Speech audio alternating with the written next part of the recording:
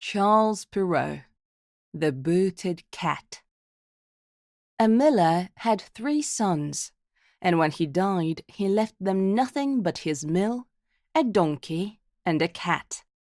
The oldest brother had a mill, the second took the donkey, and the youngest had a cat. The youngest was unhappy that nothing else was left for him. "My brothers can honestly work their living with what they got, and what can I start with a cat? I shall then eat it and make a pair of gloves out of his fur.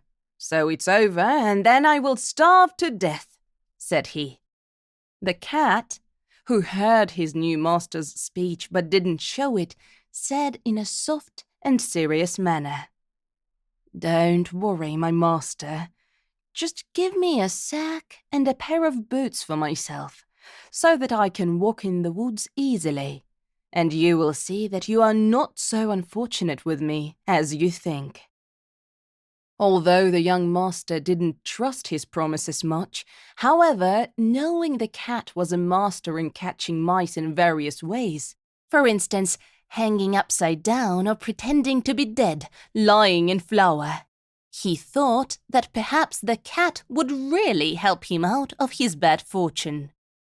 When the cat was given what he asked for, he put on his boots smartly, hung the sack on his neck, held the bag strings in his front paws, and went into the woods that were rich in rabbits.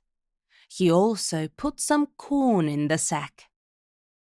The cat stopped to open the sack, played dead, and waited until a young and naive rabbit showed around to eat some corn. As soon as he lay down, he could celebrate his success. A little rabbit jumped into the sack. The cat pulled the strings to close the sack and twisted the poor rabbit's neck.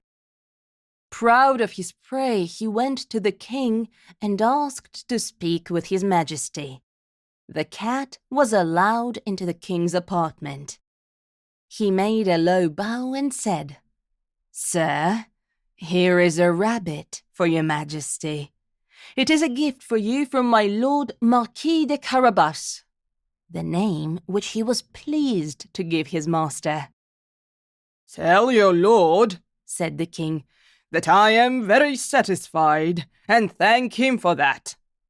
Later, the cat hid himself in a cornfield with his bag, and when 2 partridges jumped in, he pulled the strings and caught them both. Then the cat brought them to the king just like he did with the rabbits. The king took the partridges with pleasure and gave him a tip. So from that time on, he continued to bring game to his majesty from his master. Once he heard that the king was going to have a ride along the river with his daughter, the most beautiful princess in the world. The cat said to his master, "If you follow my advice, you will be happy forever. Go bathe in the river, and I will take care of the rest." The Marquis de Carabas did what the cat advised him to, although he did not have any idea why it was necessary. While he was bathing, the king was riding by, and the cat cried out, "Help! Help! My lord Marquis de Carabas is drowning!" At this cry, the king put his head out of the carriage and saw the cat, who had so often brought him prey. He ordered his guards to run quickly and help the Lord Marquis de Carabas. While they were pulling poor Marquis out of the river, the cat came up to the king's carriage and told the king that while his master was bathing, some thieves stole all his expensive clothes, even though the cat himself was crying help with all his might. In truth, this rogue cat had hidden the clothes under a large stone. The king commanded the keepers of his wardrobe to bring the best clothes of all to the Marquis de Carabas. Since the suit that was brought to Carabas gave him good looks, for he was handsome and well built, the king's daughter liked him at once. And before the Marquis de Carabas gave her 2 or 3 respectful looks, and one more tender look, she had already fallen madly in love with him. The king asked Carabas to take a ride in his carriage. The cat, happy that everything was going well, ran ahead. Soon he met some countrymen who were mowing a meadow. The cat said to them, "My good fellows, tell the king that this meadow belongs to my lord Marquis de Carabas, and if you don't, I'll eat you for breakfast." The king asked the mowers whose meadow it was. "It belongs to my lord Marquis de Carabas," they answered all together as they were afraid of the cat. "You have good land here," said the king respectfully. "Yes, sir." "This meadow brings me big money," the Marquis answered. The cat kept running ahead. He met some people on the field and said to them, "My good fellows, if you don't say that all this corn belongs to the Marquis de Carabas, I'll eat you for breakfast." A moment later, the king passed by and asked the countrymen, "Who is the owner of this corn?" "The Lord Marquis de Carabas is," said they. And the king was very happy, as well as the Marquis.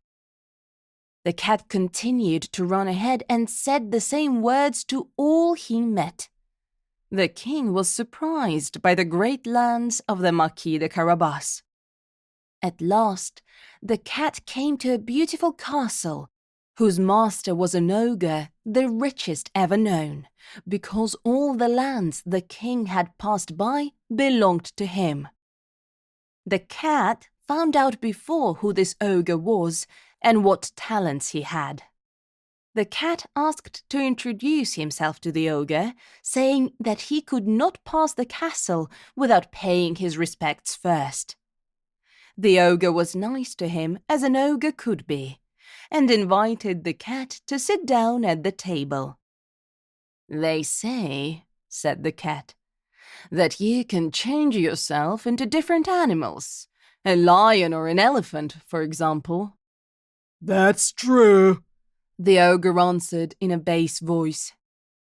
"And to show you, I'll now become a lion."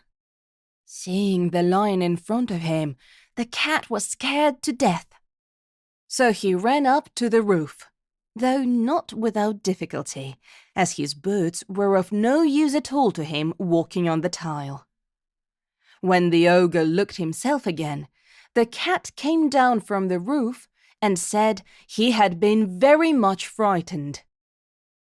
"They also said," the cat spoke again, "but I don't believe it, that you can change yourself into the smallest creatures, like a rat or a mouse. But I think this is impossible." "Impossible!" cried the ogre. "You shall see." At the same moment, he changed into a mouse and began to run about the floor. The cat jumped at him and ate him up.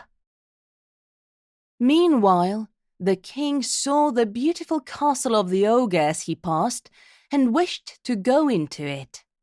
The cat heard the noise of His Majesty's carriage on the drawbridge, ran out and said to the king, "Your Majesty is welcome to this castle of my lord Marquis de Carabas." "What? My lord Marquis?" cried the king. "Does this castle also belong to you? There can be nothing more beautiful than this courtyard and the towers. I hope you don't mind us go inside." The Marquis gave his hand to the young princess and followed the king, who went first. In the great hall they found a feast prepared by the ogre for his friends who were coming to visit him that very day.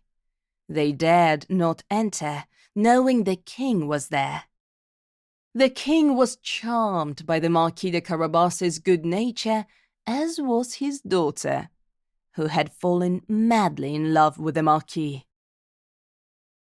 Having seen this untold wealth, the king drank 5 or 6 glasses of wine and said, "Would you like to be my son-in-law, my lord Marquis?" The Marquis, making low bows, accepted this honor and married the princess that very same day. And the cat began to live like a great lord and never caught mice, except for fun. The end.